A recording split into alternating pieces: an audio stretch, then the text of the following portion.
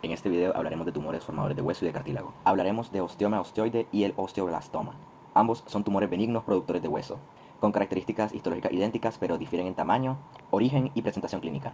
El osteoma osteoide son tumores menores de 2 centímetros. Habitualmente afecta a hombres jóvenes en la adolescencia o en la tercera década de la vida. Estos tumores pueden aparecer en cualquier hueso, sobre todo en los huesos de las extremidades. 50% de estos aparecen en el fémur o en la tibia. Con menos frecuencia aparecen en la cavidad medular. El osteoma osteoide y el osteoblastoma comparten características morfológicas similares. Ambos son masas redondas u ovaladas de tejido granular pardo hemorrágico. Están bien delimitadas y contienen trabéculas de hueso reticular, que están interconectadas de manera aleatoria, con un revestimiento prominente de una sola capa de osteoblastos. Los osteomas osteoides provocan la formación de abundante cantidad de hueso reactivo. Este rodea a toda la lesión, y el estroma que rodea el hueso neoplásico está conformado de tejido conjuntivo laxo. Este contiene numerosos capilares dilatados y congestivos. En las radiografías se ven como una radiotransparencia redonda pequeña, y puede estar mineralizada en el centro.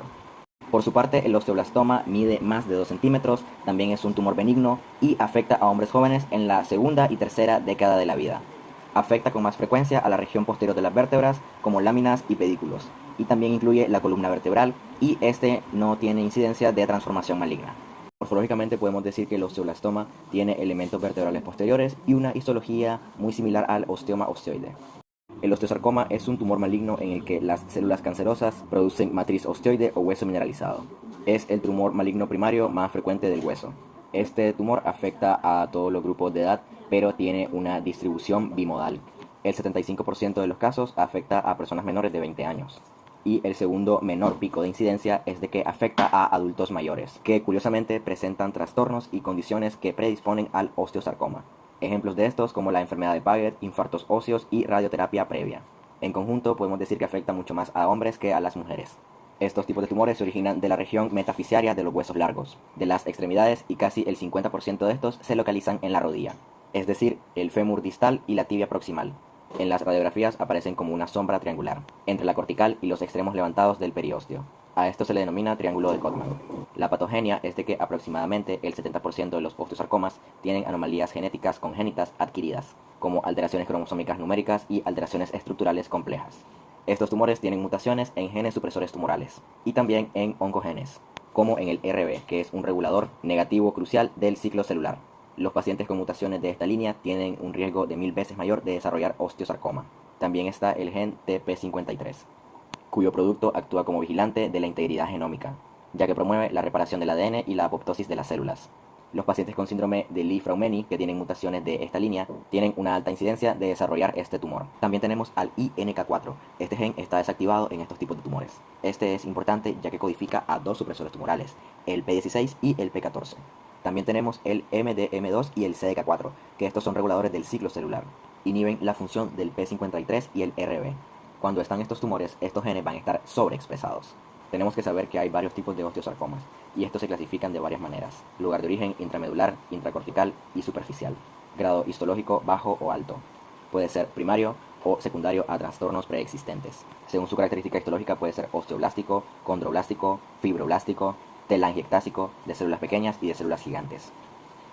Morfológicamente son tumores granulares y voluminosos, de color gris-blanco, y a menudo contienen zonas de hemorragia, y también de degeneración quística. Estos tumores producen masas de partes blandas. Tiene una extensa diseminación por la cavidad medular. También puede llegar a producir una invasión articular. El tamaño y la forma de las células son muy diversos, y por lo general tienen núcleos hipercromáticos. También son muy frecuentes las células gigantes tumorales. También hay invasión vascular llamativa y puede haber necrosis extensa. Una característica diagnóstica de este tumor es la formación de hueso por las células tumorales. Este hueso neoplásico va a tener una estructura fina en forma de encaje. Clínicamente, el osteosarcoma se trata con un método multimodal, con quimioterapia de inducción, ya que se presume que todos los pacientes al momento del diagnóstico van a tener ya metástasis. Esto está seguido de tratamiento quirúrgico. El pronóstico de este osteosarcoma ha mejorado bastante desde la introducción de la quimioterapia, con una tasa de supervivencia de 5 a 6 años. Esto es en pacientes que llegan sin metástasis persistentes al momento del diagnóstico. Al momento del diagnóstico, del 10 al 20% de los pacientes ya tienen metástasis pulmonar. El 90% de los pacientes que mueren por este cáncer tienen ya metástasis en los pulmones, huesos y otros órganos. Por desgracia, el pronóstico de pacientes con metástasis recidiva o un osteosarcoma secundario sigue siendo pésimo. Los osteocondromas son tumores benignos, formadores de cartílago. también son denominados exostosis. Este tiene una cubierta de cartílago que está unida al hueso subyacente, mediante un pedículo óseo. El 85% de estos tumores son solitarios, mientras que el resto está contribuido por un síndrome de exostosis hereditaria múltiple. Los osteocondromas solitarios se diagnostican al final de la adolescencia y en el inicio de la vida adulta, mientras que los osteocondromas múltiples aparecen en la infancia. Estos afectan 3 veces más a los hombres que a las mujeres. Estos aparecen solo en huesos de origen endocondral y se localizan en la metáfisis cerca del cartílago de crecimiento de los huesos tubulares largos, comúnmente en la rodilla, y también aparece en pelvis, escápula y costillas. Morfológicamente, los osteocondromas son sésiles o pediculados. Su tamaño está entre 1 a 20 centímetros. Su cubierta está formada por cartílago hialino benigno, y en la periferia va a estar cubierto por pericondrio. El cartílago muestra un crecimiento desorganizado y sufre una osificación endocondral, de forma que el hueso nuevo forma la porción interna de la cabeza y el pedículo. La cortical del pedículo se fusiona con la cortical del hueso que se asienta. La cubierta del cartílago tendrá un aspecto histológico de cartílago desorganizado, como si se tratara de cartílago en crecimiento. Los condrosarcomas son tumores malignos que producen cartílago, y este tiene una clasificación en variantes: convencionales, que producen cartílago hialino, de células claras, desdiferenciados y mesenquimatosos. En el caso de los convencionales, se subclasifican, según la localización, en centrales, intramedulares y periféricos o yuxtacorticales. La mayoría de los condrosarcomas son centrales convencionales. Los condrosarcomas habitualmente afectan a personas mayores de 40 años. En cambio, la variante de células claras y sobre todo la mesenquimatosa afecta a personas más jóvenes en la segunda o tercera década de la vida. Y la incidencia es doble en hombres que en mujeres. Estos tumores generalmente aparecen en el esqueleto axial, sobre todo en pelvis, hombros y costillas. La variante de células claras se origina en la epífisis de los huesos tubulares largos. Morfológicamente, los condrosarcomas convencionales son tumores voluminosos, formados por nódulos de cartílagos translúcidos, gris-blanco brillante. Sin embargo, la matriz suele ser gelatinosa o mixoide.